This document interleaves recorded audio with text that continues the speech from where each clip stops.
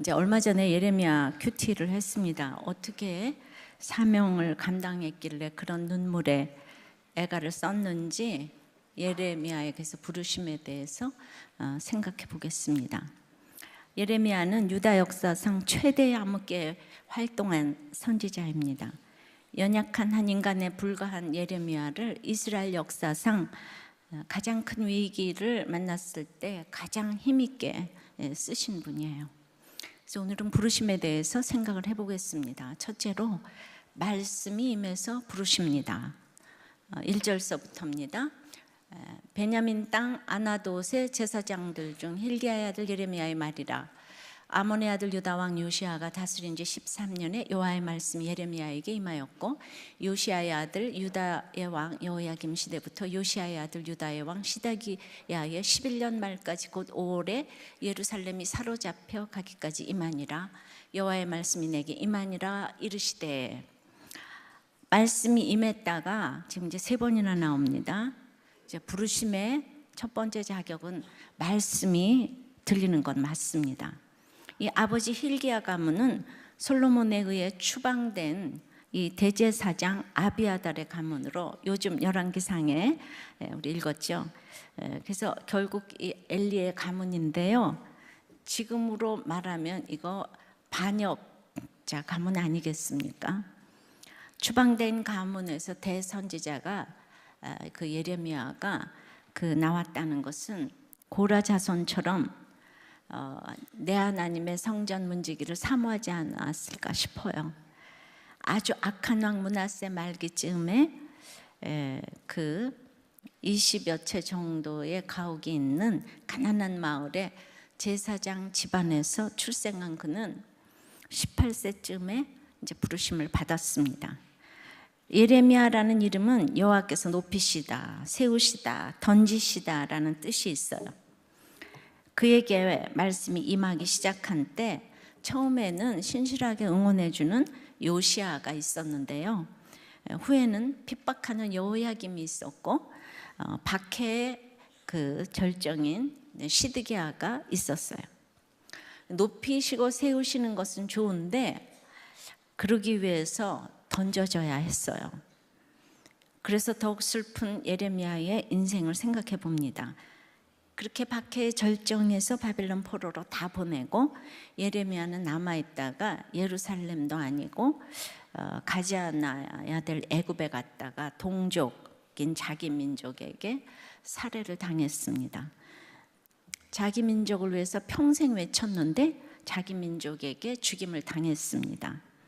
그가 외친 말씀은 아무도 안 듣고 예루살렘도 결국 망했으니까 얼마나 슬픈 선지자입니까? 겉으로 보면 되는 일이 없는 인생의 자서전이에요. 이제 회사가 부도 난다고 계속 경고했는데 안 듣더니 결국 부도가 났다, 이런 얘기예요.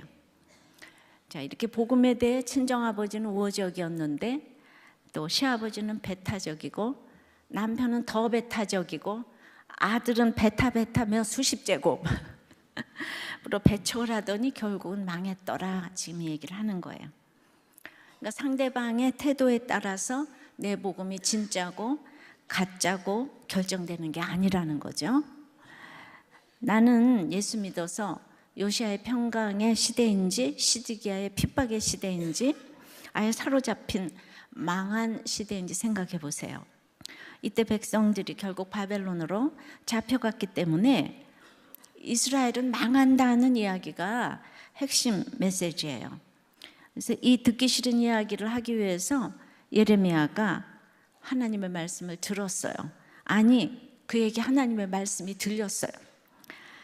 나 개인에게 하나님의 말씀이 임하는 지금이야말로 경고를 받기도 또 하기도 해야 될 때입니다. 여호와의 말씀이 내게 임하면 남편과 아내와 이렇게 부모와 이 자녀의 말씀이 다 임해요. 남편의 말이 진리라서 임하는 것이 아니라 구원 때문에 이제 들리게 되는 거죠. 정말 듣고 싶지 않은 그 이야기가 이제 들리게 되는 거, 그 눈높이에서 들리게 되는 거예요. 그래서 여호와의 말씀이 내게 임하는 것이 부르심입니다. 적용해 보실래요? 예. 말씀이 들려서 사람들에게 경고를 받아야 할 입장인가요? 경고를 해야 할 입장인가요? 나는 왜 죽어라고 말씀이 안 들릴까요? 부르심은 두 번째, 모태에서 성별하여 부르십니다. 5절입니다. 내가 너를 모태에 짓기 전에 너를 알았고 네가 배에서 나오기 전에 너를 성별하였고 너를 여러 나라의 선지자로 세웠노라 하시기로. 우리 모든 인생은 하나님께서 복중에 짓기 전에 정해진 인생입니다. 그래서 함부로 살아서는 안 되는 인생이에요. 이것을 아는 것이 부르심이에요. 불신 결혼을 했으면 사로잡힌 곳에서 포로 생활 잘해야 하는데 나하고 포로가 무슨 상관이 있냐? 바벨론하고 나하고 뭔 상관이야? 믿음 생활을 하는 것 같아도 길을 잘못 들었으면 버스를 바꿔 타야 해. 이 땅에서 짧은 인생인데 행복하게 살아야지 하면서 이혼을 하고 낙태를 합니다. 교회를 다녀도 성도가 어떤 신분인지 모릅니다. 구별된 가치관으로 거룩을 길로 놓아야 하는데 이 부르심을 모르면 그럴 수 있습니다. 그런데 배에서 나오기 전에 너를 이미 거룩하게 구별해서 성별하였답니다. 하나님은 거룩이기에 내 힘보다는 거룩한 가치관을 가지는 것이 먼저예요. 그것은 세상과는 다른 구별된 가치관입니다. 근데 여러분들은 그러죠. 못 배우고 가난하고 믿지도 않는 부모 때문에 여전히 열등감을 해결하지 못하는 분도 있을 거예요.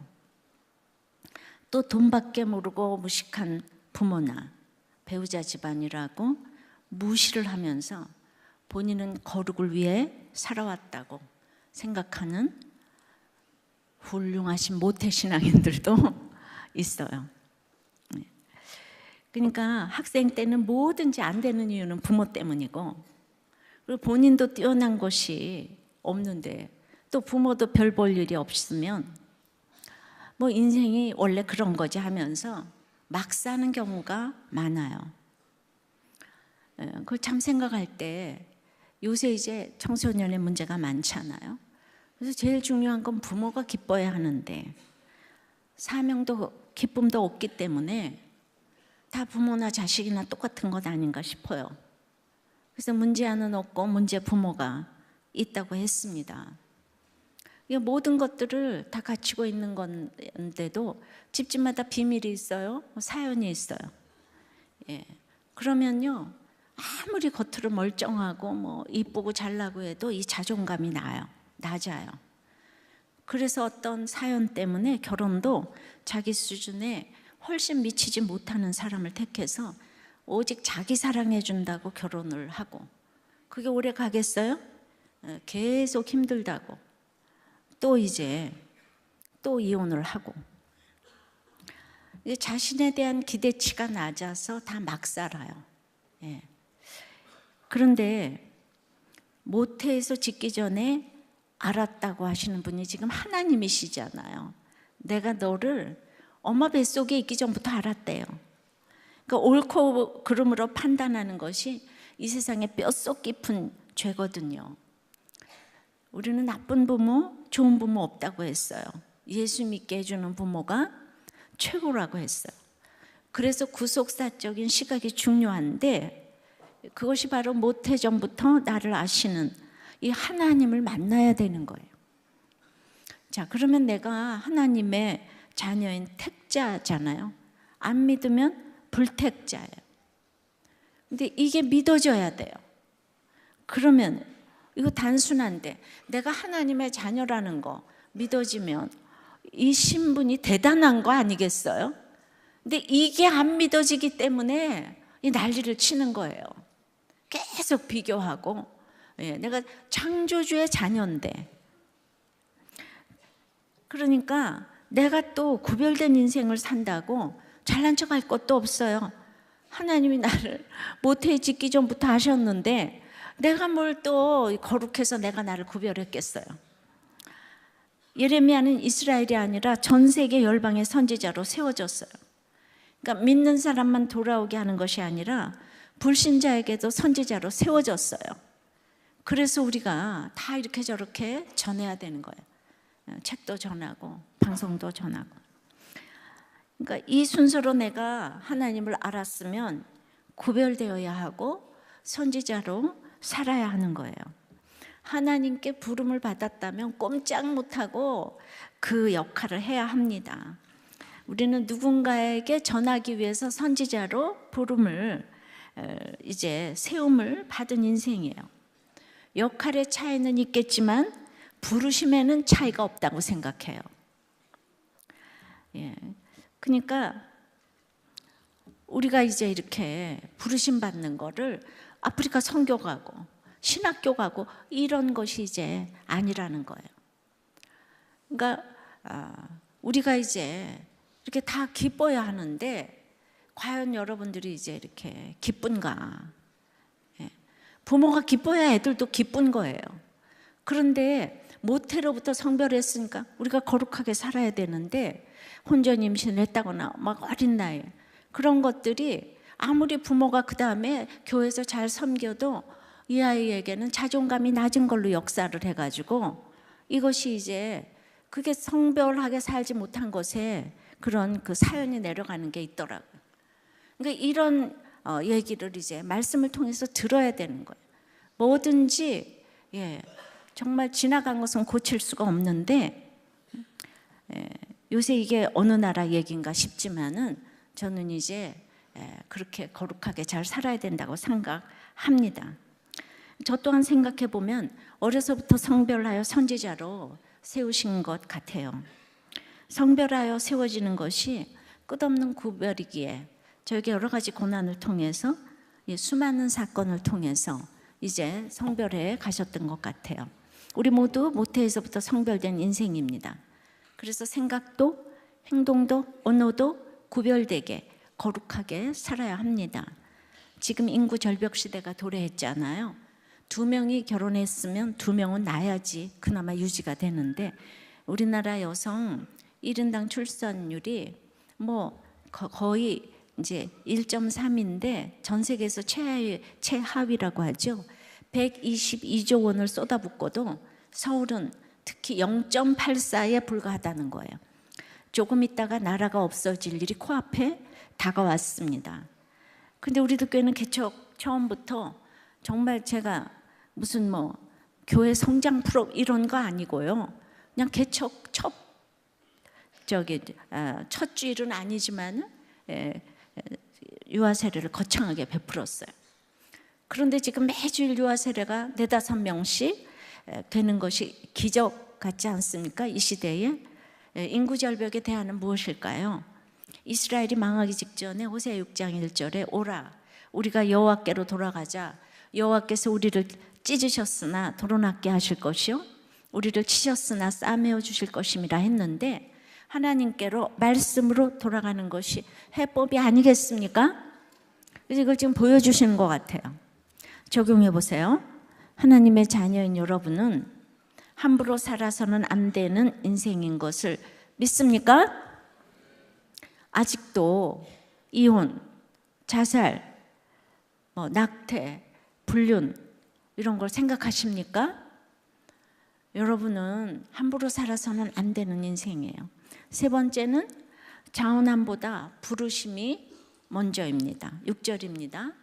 내가 이르되 슬프도소이다 주 여호와여 보소서 나는 아이라 말할 줄을 알지 못하나이다 하니 예레미야가 변명을 합니다. 뭘 좀 아는 사람은 주의 일이 슬프다는 걸 압니다. 그래서 모든 선지자들은 입이 둔해서 못한다, 어린아이라 못한다, 부정해서 못한다고 했어요. 자기의 부족함이 보이기 때문이죠. 예레미야도 10대니까 당연히 못한다고 했겠죠.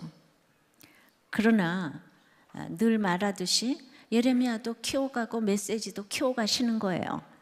처음부터 잘해서 시킨 게 아니에요.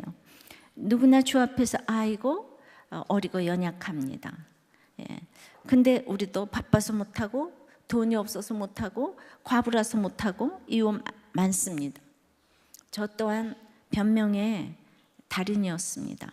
7절입니다. 여호와께서 내게 이르시되 너는 아이라 말하지 말고 내가 너를 누구에게 보내든지 너는 가며 내가 네게 무엇을 명령하든지 너는 말할지니라. 아이는 스스로 결정을 못합니다. 그래서 하나님께서 결정해 주신다고 합니다. 그러니까 물론 아이지만 그것으로 합리화하지 말고 보내고 명하시는 것은 하나님이 하실 것이다. 그러니 순종만 하라고 하십니다. 그래서 계속 예레미야도 키워가고 메시지도 키워가실 것이기 때문인 걸 믿으셔야 합니다. 8절이에요. 너는 그들을 이날 두려워 말라. 내가 너와 함께하여 너를 구원하리라. 나 여호와의 말이니라 하시고, 사명을 감당하되 우리는 이제 사람이 두렵고 모든 환경이 두려워요. 배우자가 두렵고 시부모가 두렵고 요즘에는 장인 장모가 두렵고 혼자라서 두렵고 아파서 두렵고 상사가 두렵고 이 사명 감당하는 것을 인간적으로 생각하기 때문에 계속 두려워합니다. 저도 그렇습니다. 지금쯤은 내가 법 하나도 모르는데 어떻게 법관들 앞에서 설교 하나, 사업도 안 해봤는데 어떻게 이 사업자들 앞에서 설교를 하나. 이런 것도 저에게 두려움이겠죠. 근데 그걸 하나님께서 하신대요. 하나님은 저를 시기마다 두려움으로 성별하신 것 같습니다. 제가 이제 교회를 제대로 나갈 수 없어서 우리 집에서 큐티 모임을 이제 하기로 했잖아요. 근데 남편이 그 모임을 제가 너무 귀중하게 여기는 것을 아니까 이제 자꾸 이제 협박을 하기 시작했어요. 일주일을 긴장하고 살았습니다. 그리고 다른 것도 싸우지만 그것도 부부싸움의 원인이 됐어요. 그리고 이제 진짜 너무 이제 비참한 마음이 많이 들어서 이혼하고 싶었는데 오히려 그 모임을 하니까 제가 이혼을 못 하겠는 거예요. 제가 거기서 늘 이혼하지 말라고 하면서 어떻게 이혼을 합니까? 그래서 제가 이 모임만 안 했으면 내가 이혼했을 텐데 골드 100번도 더 생각을 했어요. 그런데 그 두세 명이 그 다음에 10명으로 놀고 자꾸 놀다가 여기까지 왔어요. 나는 아니면 뭐 한다 이랬는데 자꾸 하나님은 지경을 넓혀주셨어요. 그래서 여러분들이 목자를 하면 이혼을 못하는 거예요. 그래서 목자 빨리 만드세요, 남편들을.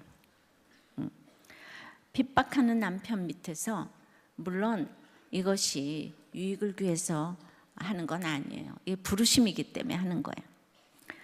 그래서 일주일 내내 이제 남편의 비율을 맞춰야 되잖아요. 그러니 남편이 이걸 약점으로 잡았어요. 이제 제가 목요일 날 큐티 모임을 했는데 목요일에 누가 우리 집에 오기만 하면 다 내쫓는다 그러는 거예요. 그러면 제가 교양이 좀 있잖아요. 근데 하나님이 주는 마음이 아니라면 그 협박을 받아가면서 밥을 먹여가면서 그것도 힘들고 어려운 그 몇 명 그것 때문에 남편 비율을 맞출 수 있다고 생각하십니까? 이건 정말 부르심인 거예요. 여러분들이 목장을 하는 것은 일주일간 그 사람들을 여러분들에게 맡겨주신 거예요. 그러려고 일주일 동안 깨어 있어야 돼요. 그리고 일주일 있다 모곤에게 적용해야 되기 때문에 싸우다가도 적용을 위해서라도 참아야 하는 거예요. 그렇게 내가 함부로 살아서는 안 되는 인생인 거예요. 하나님의 대사기 때문에 저는 그냥 그 마음의 편린들을 계속 제가 기억을 하고 있어요. 제가 얼마나 인정받는 게 우상이 되었으면 제가 정말 백도 힘도 없이 또 이 서울여고 선생이 됐겠어요. 그러니까 우리 시어머니가 너같이 비유 잘 맞히는 애는 처음 봤다라는 욕인지 칭찬인지 모를 얘기를 그렇게 했는데 인간 승리는 딴 게 아니에요. 그 사람 비유 잘 맞추는 거예요. 근데 그거는요 하나님 승리가 아니에요. 비유 맞추는 것도 두려움에서 비롯되는 거예요. 그러니까 저는 이제 늘 그만둔다는 생각을 했어요. 제가 잘났는데 그 가난하고 또 힘든 사람하고 계속하게 생겼습니까? 그냥 변명을 이렇게 해대니까 하나님께서는 계속 저를 짓밟으셨어요. 저의 부르심이 정착될 때까지 남편이 계속 수고를 해야 했어요. 그러니까 남편이 이제 힘들게 하니까 내가 힘든 사람들 섬기는 것이 이 남편하고 사는 것보다 낫겠다 생각이 들었어요. 그래서 제가 힘든 사람 섬기면서 살리면서 살겠어요 하는 서원이 막 저절로 나왔어요. 그러니까 나의 부르심을 위해서 남편이 얼마나 수고를 한 것입니까? 생각해 보세요. 짧은 인생에 이렇게 사명 감당하게 한 사람이 바로 남편 아니겠어요? 그러니까 너무 감사해서 제가 생명을 내놓은 것이죠. 그러니까 저는 힘든 사람 살렸다고 자랑을 할 수가 없어요. 제가 얼마나 교만하고 더러운지 이제 제가 아니까요. 그러니까 저 때문에, 남 때문에 계속 힘들어서 눈물로 사역을 했어요. 그래서 남편이 어떻게 하든지 간에 모든 사람들을 주께로 인도하는 이 사명만 감당하게 하신다면은 내가 남편이 어떠하든지 다 용납하겠다고. 길이가 어떠하든지 종류가 어떠하든지. 우리 골로새서 1장에 중보기도 내용 나왔죠. 그런 기도가 절로 나왔어요. 그런데 정말 그렇게 되었습니다. 남편은 천국에 갔지만은 죽어서 이렇게 엄청난 사역을 하는 사람 있을까요? 그래서 정말 여러분들은 기도를 안 해서 부르심을 못 받는 거예요. 이런 기도를 안 해서 다른 사람들을 좀 섬기겠다고. 그럼 여러분들이 또 지금 그러시겠죠. 저는 부르심이 싫어요. 이렇게 또 대답하실 거예요. 그죠? 근데 성도는 부르심의 역할은 달라도 선택이 없는 거예요. 이 남편이 절대로 따로 살림집을 마련할 사람이 아닌데 이제 파락군 때문에 강남에 이사를 갔어요. 남편은 자기가 이제 벌어서 집을 샀다는 생각에 너무 뿌듯해가지고 수리를 쫙 한 다음에 이제 목사님은 안 불렀지만은 기도 한번 해보시지 이러더라고요. 그런데 제가 또 그냥 어디 또 기다리겠어요. 기다렸다는 듯이 이 장막을 드나드는 모든 자가 예수님을 알게 하시고 예수님을 영접하게 하시고 복음을 듣게 해달라고. 그러니까 우리 집에 안녕 이런 거는 하나도 기도하지 않고 저는 그냥 그날의 기도가 너무 기억이 나는 거예요. 근데 이 남편은 그냥 집 샀다는 것 때문에 너무 기분이 좋아서 그냥 뭔지도 모르고 화를 하나도 안 내더라고요. 그런데 그날 기도가 모조리 응답되었어요. 제가 재수생 모임을 거기서 16년간 남편 가자마자 16년간 인도했고 큐티 모임 종류를 13개나 했잖아요. 그리고 교회가 우리 집에서 개척이 되었잖아요. 기가 막히지 않습니까? 이게 부르심이에요. 제가 신학을 했어요. 어디 나가서 선교를 했어요. 직분을 받았어요. 교회에서 직분 하나 없고 아무것도 없는데 저는 이제 부르심으로 이렇게 됐어요. 하여간 남편은 나 같은 사역자 하나 키워내려고 정말 수고를 했다고 생각이 들어요. 그래서 저는 이제 아무리 생각해도 그 남편 없으면 오늘날 저는 없지 않아요. 그러니까 제가 재혼을 하면 안 되는 거예요. 왜냐하면 몇십 년 동안 날마다 남편 얘기 하루도 안 빼고 하는데 제가 딴 남편하고 살면 어떻게 되겠어요? 그리고 내가 이게 들리지 않는 사람은 꼭 남편 욕한다고 생각하잖아요. 그렇기 때문에 더욱더 저는 이제 이 재가를 하면 안 되는 거예요. 내가 남편을 막 하늘 아래 이제 높여놓고 그랬으면 모르겠는데 이 욕하는 게 아니라는 얘기예요. 그래서 이게 다 부르심인 거예요. 내 뜻대로 되는 것이 하나도 없어요. 근데 그 남편은 그냥 영으로도 나를 훈련시켰고 육과 영으로 지금도 공급을 해주고 있어요. 나에게 하나님 말씀을 입에 넣어준 공로자예요. 우리들 교회 성도들뿐만 아니라 이 설교를 듣는 모든 분들도 천국에 가서 우리 남편에게 감사를 표하시기를 바라요. 그러니까 전 제가 잘나서 사역했다고 자랑할 것이 정말 일개가 하나도 없는 거예요. 근데도 그때 조금만 편하면 또 딴 생각이 들어요. 그래서 남편이 이제 밟아줄 때마다 아닙니다. 주를 섬기겠습니다 했어요. 그래서 이제 만나는 사람에게 전도를 하고 학생이면 학생에게 오늘 말씀을 전했어요.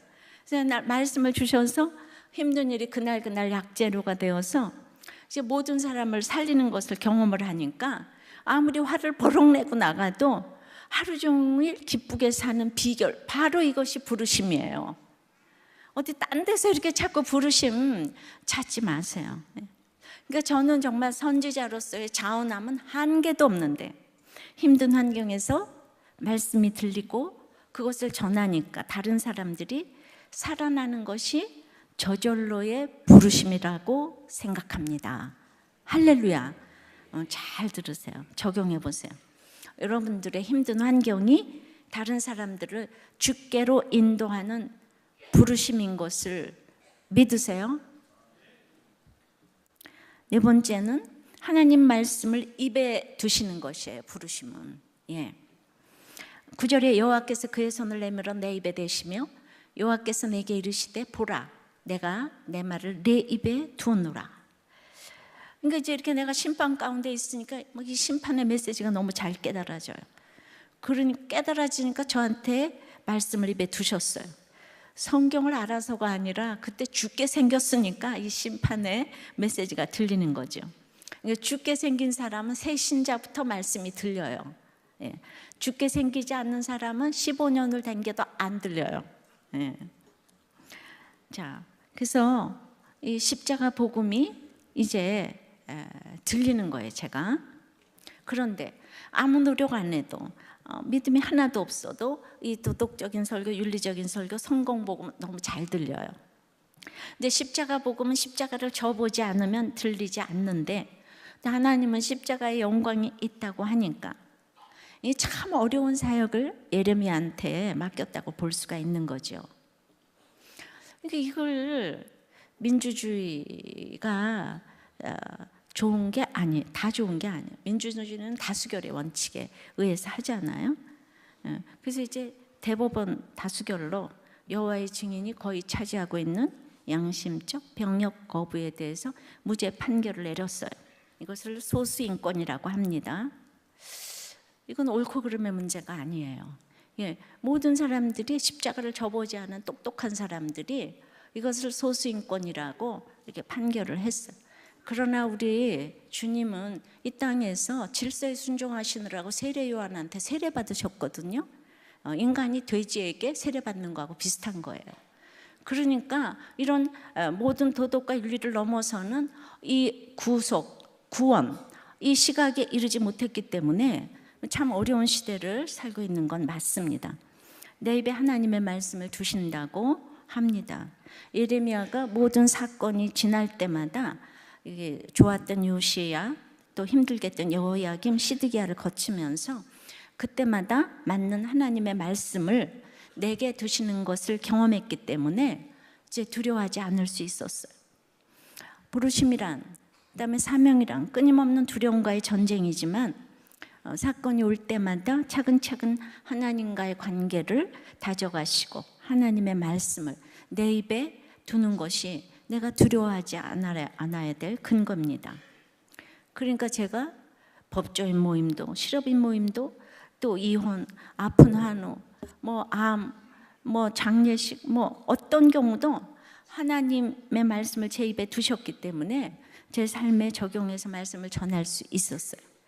제가 그때는 암도 안 걸렸고 제가 다 안 했어도 이 말씀이 이 모든 것을 넘어서니까 부르심이라는 것이 바로 하나님이 내 입에 말을 넣어주니까 하나님의 말씀은 살았고 활력이 있고 운동력이 있기 때문에 다 골수와 영을 찔러 쪼개기까지 하기 때문에 그러니까 이건 하나님이 아시는 거죠. 제가 하는 게 아니죠. 그런데 그렇게 가서 말씀으로 이게 하는데 처음 들은 분들이 그날 들은 말씀 본문 가지고 기도할 때 너무너무 보람을 제가 느끼는 거예요. 우리가 오늘 말씀으로 기도하고 말씀으로 상담하고 말씀으로 설교하고 이것 때문에 지금 목욕탕 띵크 목회 세미나를 하잖아요. 그죠? 그러니까 말씀을 내 입에 두시면 어떤 말을 해도 정리가 되고요. 허튼 소리를 훨씬 덜하게 됩니다. 그래서 큐티를 하는 게 너무너무 중요해요. 그래서 그 하나님의 말씀이 말씀 내 입에 두지 않으면 이렇게 말씀으로 기도가 안 돼. 맨날 똑같이 이렇게 복 달라는 기도밖에 안 하게 돼. 상담을 해도 상처 주는 말, 그냥 허튼 소리를 하기가 쉽습니다. 그러니까 여호와의 말씀이 내게 응하면은 그 말씀으로 응답해야 되지 않아요? 내가 어른하고 동행했는데 어른이 말씀하시면 그 말씀으로 내가 응답을 해야 되잖아요. 그러니까 하나님의 말씀을 아침에 받았으면 그 말씀대로 기도하면서 응답을 해야 되는 거예요. 이게 참 쉬운 것 같은데, 이제 때가 차서 제가 이렇게 극동방송에서 이렇게 큐티 설교를 하게 되지 않았나 싶어요. 인간이 그렇게 참 연약합니다. 판교 채플에서 처음 예배 드리는 날 굉장히 편하고 자유함을 느꼈어요. 학교에서 예배 드리면서 뭔지 제가 눌리는 게 있었던 것 같아요.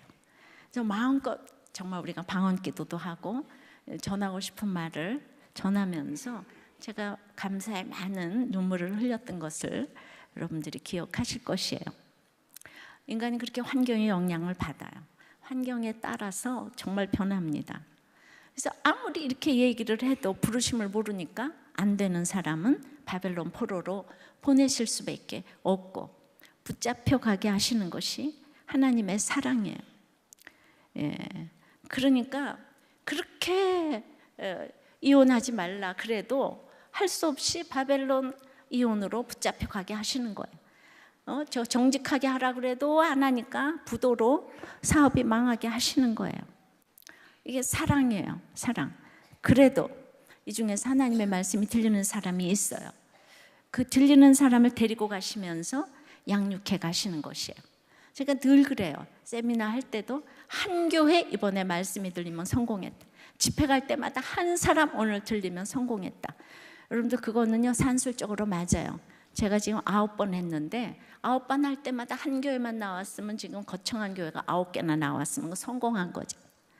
근데 그 한 사람이 오늘 반드시 그 한 사람이 말씀이 들릴 줄 믿습니다. 오늘 이혼하려고 온 사람은 딱 한 사람이 그냥 이혼 접으면 오늘 설교 성공했어요.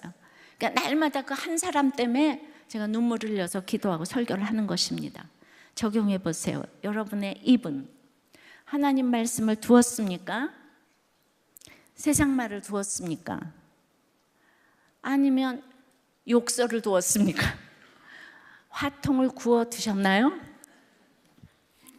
그건 적용 질문 아니에요. 5번째는 육이 무너진 만큼 영이 세워집니다. 이게 부르심이에요. 자, 그 유명한 10절 말씀이 나옵니다. 보라, 내가 오늘 너를 여러 나라와 여러 왕국 위에 세워 네가 그것들을 뽑고 파괴하며 파멸하고 넘어뜨리며 건설하고 심게 하였느니라 하시니라. 이 유명한 구절이 여기 나오는 거예요. 육이 무너진 것만큼 영이 세워진다. 너무 대단한 말씀입니다. 부르심의 클라이막스예요. 열방 만국 위에 세우셔서 예레미야의 말로 인해서 뽑고 파괴하고 파멸하고 넘어뜨리는 일을 하리라고 하십니다. 6가지 할 일 중에서 지금 이제 뽑고 파괴하고 파멸하며 넘어뜨리는 게 4가지가 앞에 먼저 나오잖아요. 그래야 건설하고 심는다는 거예요. 그러니까 그러려면은 이제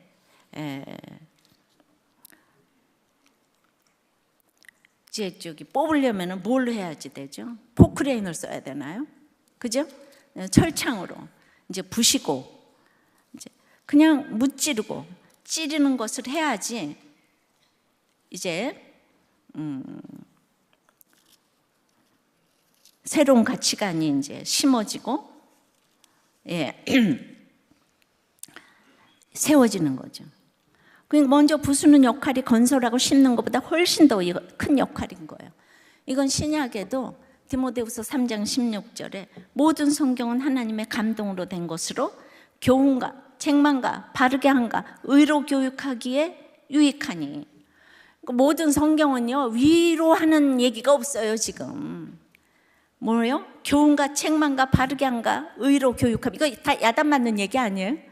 구약에서도 뽑고 파괴하고 파멸하며 넘어뜨리는 이 일을 지금 이제 해야지만 건설하고 심게 된다는 거죠. 그러니까 부서지지 않으면은 세울 수가 없는 거예요. 그러니까 이런 얘기를 할 때 욕을 안 먹을 사람이 어디 있겠어요? 저는 이제 양쪽 집안이 다 장로님 집이죠. 그런데 얼마나 그게 힘든지 알았어요. 여기 이제 이스라엘도 세계 만국의 택자인데 지금 망하기 직전이잖아요. 교회 안에도 그리스도 밖에 있는 사람들이 그렇게 많아요. 그래서 제가 이런 직분자들을 향한 애통이 있어요. 제가 그랬기 때문이죠. 그리고 또한 열방의 선지자로 세워졌기 때문에 불신자를 향한 애통함도 있어요. 이제 그런 사람들을 먼저 부수고 무너뜨리는 일을 하니까 새로운 가치관이 이제 심어지게 된 거예요. 근데 교회에서 아픈 얘기를 하기가 너무 이제 힘이 든 거예요. 다들 잘 되는 거 자랑하느라고 힘든 얘기를 못 하는 거예요. 근데 제가 한 사람 데리고 사역할 때나 지금 몇천 명 있을 때나 지금 똑같은 말을 지금 전하고 왔어요. 그때도 인생의 목적은 행복이 아니고 거룩이라고 외쳤어요. 그런데도 저희 집에는 힘든 사람들이 이렇게 모여들으니까 모임이 13개나 됐겠죠. 예. 근데 저희 집이 교육관이나 마찬가지잖아요. 정말 애고 어른이고 힘든 사람은 다 모였던 것 같아요. 근데 그러기 위해서 제가 굳게 세운 세상 가치관이 저에게서 먼저 무너져야 되잖아요. 근데 너무너무 굳게 세웠기 때문에 뽑고 파괴하며 파멸하고 넘어뜨리기 위해 슬픈 일을 겪어야 했어요. 예. 그리고 나서 건설하며 심게 하신 것을 경험했기 때문에 제가 이거를 외쳤어요. 먼저 부서지니까 심어지더라. 이혼이 문제가 아니다. 내가 새로운 가치관으로 세워져야 한다. 예. 예레미야가 외치는 것도 너희가 그렇게 안 변하면 바벨론 포로로 간다는 거야. 근데 아무도 안 들었어요. 하나님이 말씀하시다가 안 되면 보내버리는 거예요. 그냥 이혼으로 보내버리고 부도로 보내버리고 자식 가출로 병으로 다 보내버리는 거예요. 내가 아무리 말을 해도 안 들어요. 뽑고 파괴하고 파멸하며 넘어뜨리는 역할을 주셨기 때문에 그러니까 이제 이 부르심의 사명은 눈물로 갈 수밖에 없어요. 근데 우리 모두 예레미야처럼 사명 때문에 우는 게 아니라 그냥 내 서름과 파괴하고 파멸해서 무너져서 서름과 억울함 때문에 이제 울죠. 이것 때문에 하나님이 안 속으셔서 제발 부르심 때문에 울라고 이렇게 파멸을 시키시는 거예요. 복음은 사상에 비해서 사실은 너무나 치졸해 보입니다. 이 사상은요 너무 논리정연하고 너무 위대해 보이잖아요. 근데 복음과 사상을 좀 혼동하는 사람들이 얼마나 많은지 모르겠습니다.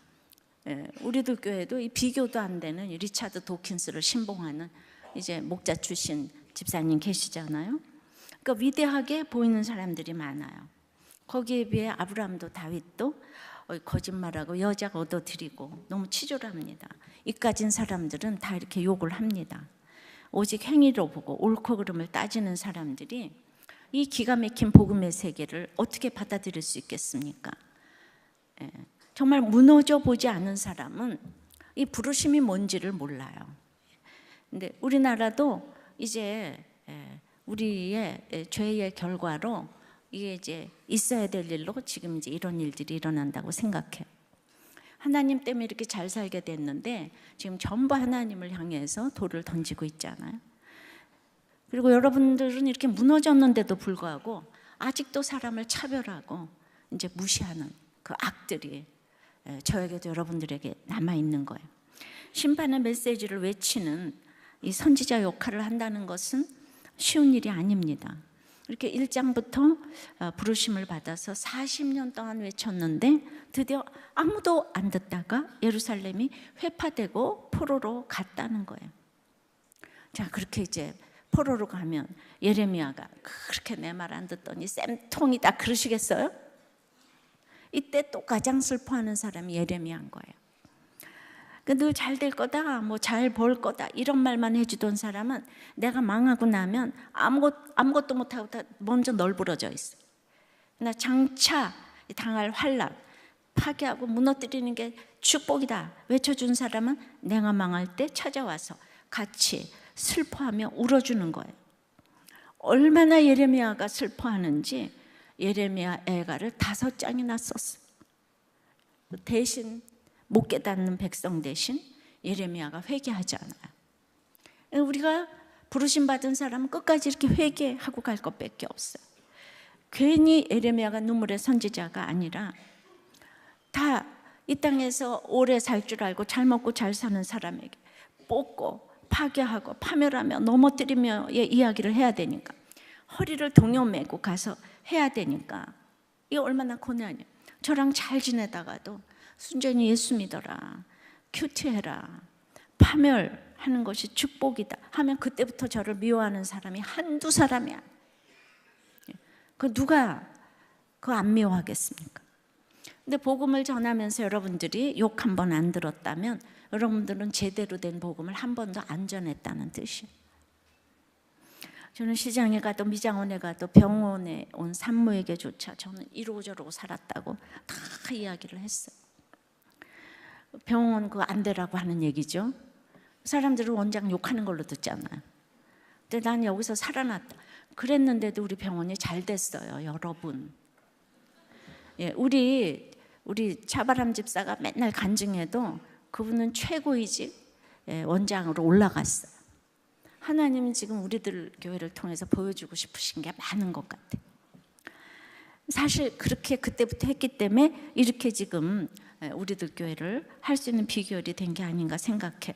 그 말씀으로 인해 뽑으며 파괴하며 파멸하며 넘어뜨리는 그 사람의 죄악을 뽑아내는 말을 하니까 그 사람이 건설하며 심게 되는 것을 보게 되었어요. 이게 부르심이에요. 그리고 이제 날마다 내가 무너져서 다시 세워졌어요. 예. 그런데 내가 그런 일을 하려면 내가 먼저 말씀에 설득이 되어져야 말씀을 전할 수 있어요. 항상 보면 말씀을 전하는 제가 가장 문제인 거예요. 내가 서 있지 못하면 금세 다 무너지는 거예요. 예.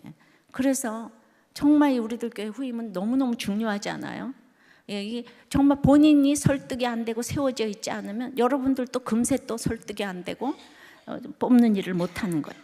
내 가족, 내 이웃의 구원을 위해서라면 정말 내가 먼저 말씀에 설득이 되어야 될 것입니다.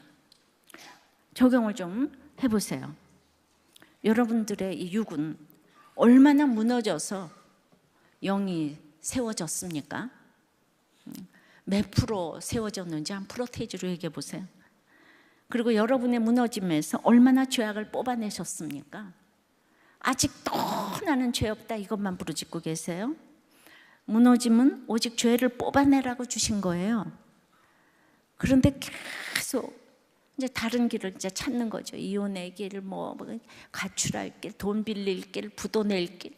예, 오직 무너짐은 우리는 인생은 다 100% 죄인이기 때문에 무너질 일밖에 없어요. 무너질 때마다 빨리빨리 영으로 세워지시기를 바랍니다. 공동체 고백은 이 파멸하셔서 건설하신 이 부목자님의 나눔이에요. 저는 예전에 교장의 지위로 권위 도전자였습니다. 저 아니면 안 된다는 교만이 있었습니다. 근데 요즘 살인 사건들을 보면 참 섬뜩합니다. 예전에 저도 칼부림하고 싶은 생각이 있었습니다. 제가 외도를 통해 아내와 아이들을 속였지만 교장으로 있는 학교 앞에서 아내와 아들이 피켓을 들고 저의 수치에 대해서 시위를 했습니다. 어떻게 아들을 시켜서 학교 앞에서 저런 짓을 할 수 있나 하는 이 원망이 들어서 이 가족들을 모두 죽이고 싶다는 생각이 들었습니다.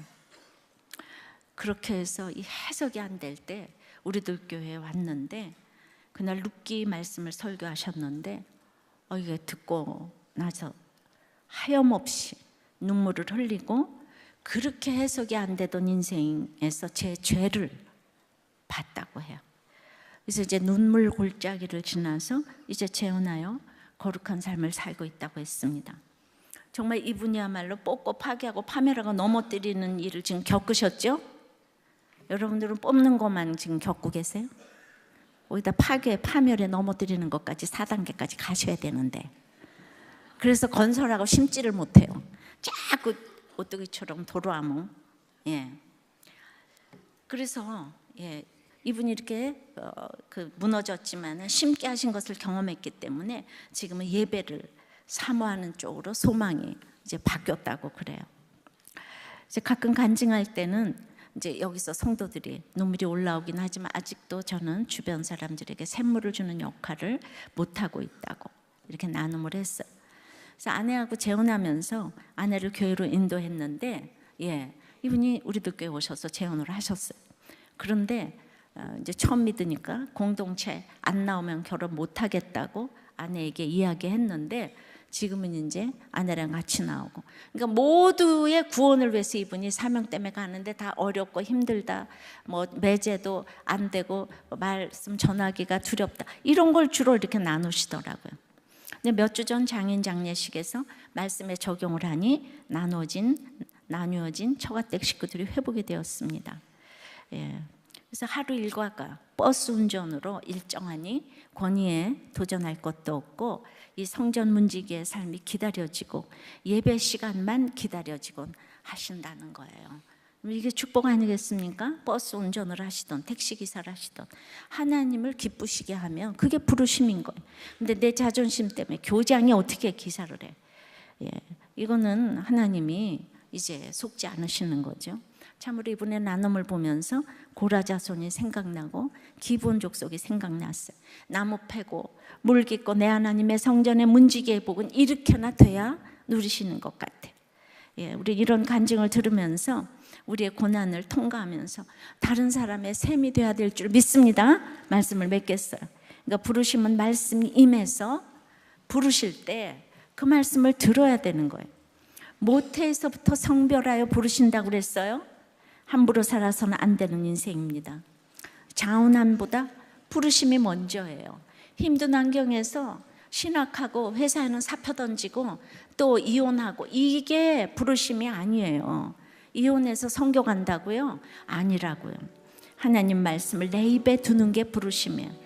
육이 무너진 것만큼만 영이 세워지는 것이 부르심입니다. 저는 직분도 없고 신학도 안 했고 아무도 안 줬어도 그냥 저는 한 영혼 살리려고 오다 보니까 이 부르심이 이렇게 지경이 넓어진 거예요. 여러분들 부르심을 다시 생각해 보시기를 바랍니다. 찬양합니다. 주께서 주신 동산에 땀 흘리며 씨를 뿌리며 내 모든 삶을 드리리. 날 사랑하시는 내 주님께 비바람 앞을 가리고 내 육체는 쇠잔해져도 내 모든 삶을 드리리. 내 사모하는 내 주님께 땅 끝에서 주님을 맞으리. 주께 드릴 열매 가득한 곳 땅 끝에서 주님을 배우리. 주께 드릴 노래 가득한 곳 땅 끝에서 주님을 맞으리. 주께 드릴 열매 가득한 곳 땅 끝에서 주님을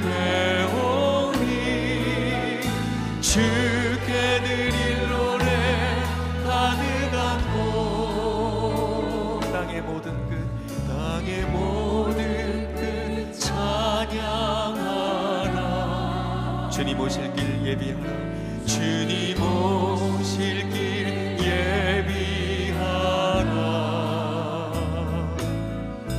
땅의 모든 끝에서 주님을 찬양하라. 영광의 주님 곧 오시리라.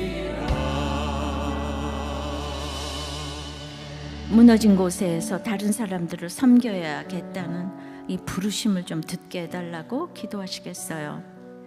오늘 이 극단적인 생각을 하고 오신 이혼, 자살, 낙태, 사표, 이제 분노, 이것을 다스려 달라고 함부로 살아서는 안 돼 있는 인생임을 알고 내 이 성전에 아무거나 채워넣지 않도록 뽑고 파괴하여 파멸하며 이 넘어뜨리는 사건에서 이제는 건설하며 심게 해달라고 다 같이 주님 부르고 기도하겠습니다.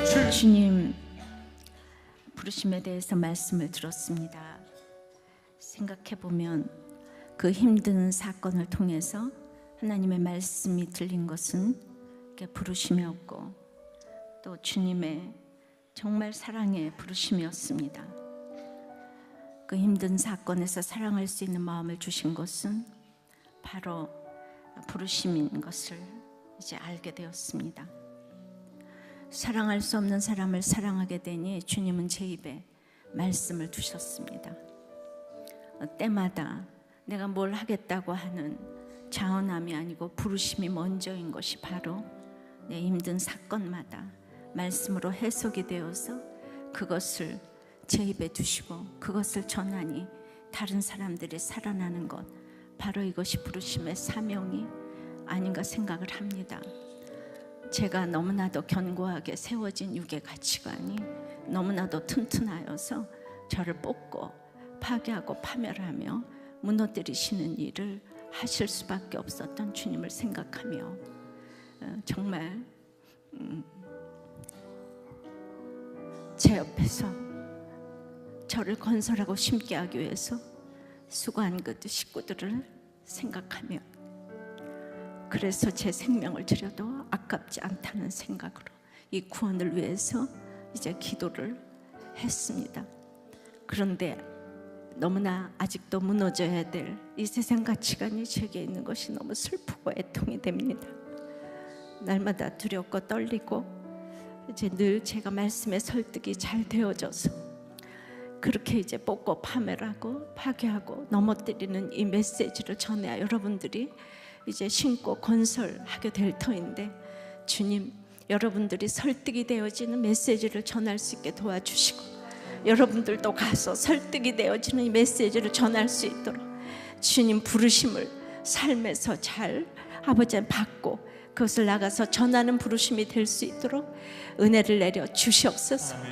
이 시간 얼마나 우리가 하나님의 성전이고 함부로 살아서는 안 되는 인생인데 이혼을 생각하고 또 정말로 자살을 생각하고 이런 분노에 정말 젖어서 그 사표를 생각하며 이 모든 것들을 다시 한번 생각하고 여러분의 인생이 얼마나 함부로 살아서는 안 되는 존귀한 인생인 것을 알게 하여 주시옵소서. 복중에 짓기 전부터 하나님께서 아심받은 인생인 것을 알게 하여 주시옵시고 하나님의 자녀로서의 자존감을 가지고 승리할 수 있도록 오늘 그 한 사람이 될 수 있도록 그 한 사람을 찾아가셔서 주님 일으켜 세워 주시옵소서. 부르심 받게 도와 주시옵소서. 예수 그리스도 이름으로 기도드리옵나이다. 아멘.